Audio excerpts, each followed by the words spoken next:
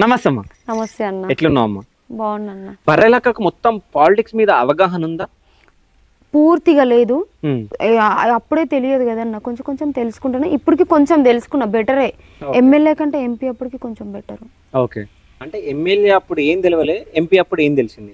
MLA అప్పుడు ఈ మామూలుగా కొన్ని కొన్ని ఇట్లుంటాయి ఫండ్స్ కానీ, అంటే ఎమ్మెల్యేగా నిలబడితే శాలరీ ఒకటే వస్తుంది, ఫండ్స్ అభివృద్ధి అదంతా అప్పుడు తెలియదు. తర్వాత కొంచెం మంది అన్నవాళ్ళు, ఇప్పుడు పాలిటిక్స్లో ఎప్పటి నుంచో ఉన్న అన్నవాళ్ళు ఉన్నారు, సో వాళ్ళు చెప్పారనమాట. మెల్లిమెల్లిగా కొంచెం తెలుసుకున్నా అవి. ఓకే, సో అంటే నువ్వు ఏమేమి కష్టాలు పడ్డావు ప్రచారంలో ఎమ్మెల్యేగా పోటీ చేసినప్పుడు? ఆడ మెయిన్ కొంతమంది గొడవలు పడ్డారు, టీం కూడా ఫామ్ అయ్యారన్న. ఆ విషయం నాకు వెనకల జరిగినాయి, నాకు తెలియదు. కొంతమంది టీమ్ ఏ, టీమ్ బి, టీమ్ సి ఉంది అనుకున్నా. టీమ్ ఏ వచ్చి నాకు ఇట్లా చెయ్యి అని చెప్తున్నారు. సో వాళ్ళ మాట వింటే team B, team C feel అవుతున్నారు. సో బి మాట వింటే ఏసీ అట్లా ఫీల్ అవుతున్నారు. వాళ్ళందరు ఫీల్ అయ్యి నన్ను ఆగం చేసిరు మధ్యలో. సో నా మాట వింటలేదు. గ్రూపిజం క్రియేట్ అయ్యి నువ్వు ఓడిపోయినావా? లేదు, మా ఓడిపోవడం అంటే అది ఇంకా అప్పుడు జరిగిన కొన్ని ఇష్యూస్ ఉన్నాయి. అదొకటి. కొంతమంది మా డాడీ చేసిన ఇష్యూ ఉంది కదా, సో దాని వల్ల కూడా కొంచెం దెబ్బ పడ్డది అన్న. మీ డాడీ తప్పు మాట్లాడిండా కరెక్ట్ మాట్లాడిండు? తప్పు మాట్లాడిండు. అందులో ఏం మాట్లాడిండు? జరిగింది కదా చెప్పింది మీ నాన్న. ఏం చెప్పిండు అందులో? నీకు పెళ్లి అయిందని చెప్పిండు, అది నిజం కాదా? ఇంకా ఏం చెప్పిండు? ఏం చెప్పిండు నాకు కూడా తెలియదు, కానీ నేను చూడలేదు బాధపడతా అని చెప్పేసి. ఇంకొన్న ట్రోల్స్ చూసిన. ఏమున్నాయి ట్రోల్స్ లో? 9th క్లాస్ లో సంథింగ్ ఏదేదో చెప్పిండు. నేను చదివింది కస్తూర్బా హాస్టల్. మీరు ఈ నుంచి డైరెక్ట్ కస్తూర్బా పోయి నేను ఏందో అడగండి, వాళ్ళు చెప్తారు ఏందో. తాగుడు ఓపిసి ఏమైనా చెప్తా. నీ గురించి చెప్తే, నా గురించి చెప్తే, నీకు ఎవరి గురించి అయినా చెప్తాడు. నా గురించి అయితే ఎప్పుడు, ఎందుకంటే నేను ఎవరో తెలియదు కదా. తెలియదు, రేపు శత్రుత్వం పెట్టుకో. నువ్వు ఆయన గురించి ఇప్పుడు ఆయనకు నువ్వు పాజిటివ్ గా మాట్లాడితే ఓకే అంటాడు, కొంచెం నెగిటివ్ గా మాట్లాడు నిన్ను కూడా అంటే 4 బాటిల్ తాగిపిస్తే ఎవరి గురించి అయినా చెప్తాడు ఆయన. మరి ఆయన గురించి చెప్పుకోవచ్చు కదా, ఆయన గురించి కూడా చెప్పుకోవచ్చు. ఇట్లా చేసినా ఇట్లా పోయినా అని చెప్పుకోవచ్చు. మరి ఎందుకు చెప్పుకుంటలేడు? ఓకే, సో ఇప్పుడు అట్లాంటివి ఏమైనా జరిగే ఛాన్స్ ఉందా? 100% జరుగుతాయి.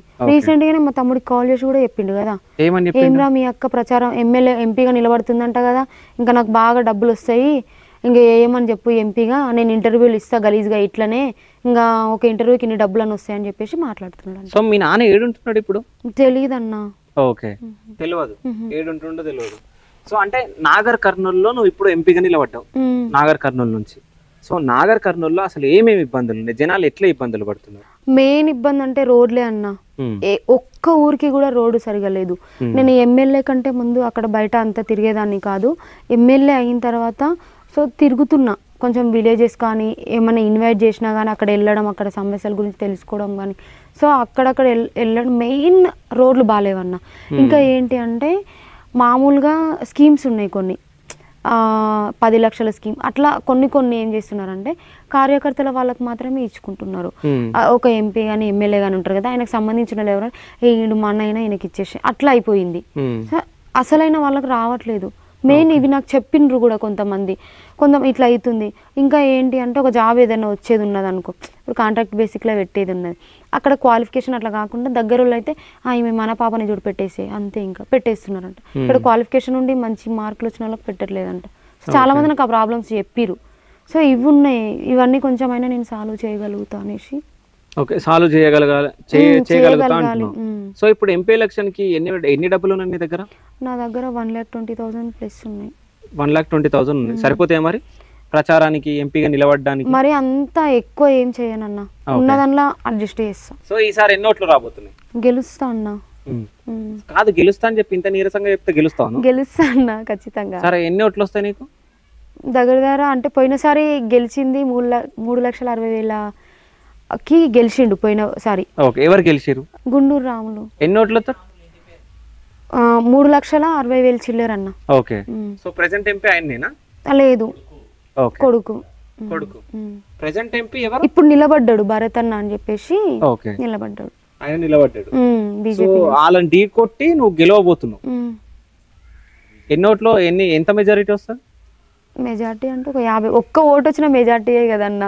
అదే నీకు 10,000 ప్లేస్ వచ్చిన 10,000 వస్తాయి అనుకుంటున్నా. 10,000 వస్తాయి అనుకుంటున్నావు? 10,000 మెజారిటీ అంటున్నా. మెజారిటీ 10,000 వస్తాయి అనుకుంటున్నా. 10,000 ప్లస్ ఇంకెంత? సో లాస్ట్ టైం ఎమ్మెల్యే ఎలక్షన్లకి 5,000 ఓట్లు వచ్చినాయి నీకు. ఇప్పుడు ఎంపీ ఎలక్షన్లకు 10,000 వస్తాయేమో అనుకోవచ్చు. 10,000 మెజారిటీ తోటి గెలుస్తాను.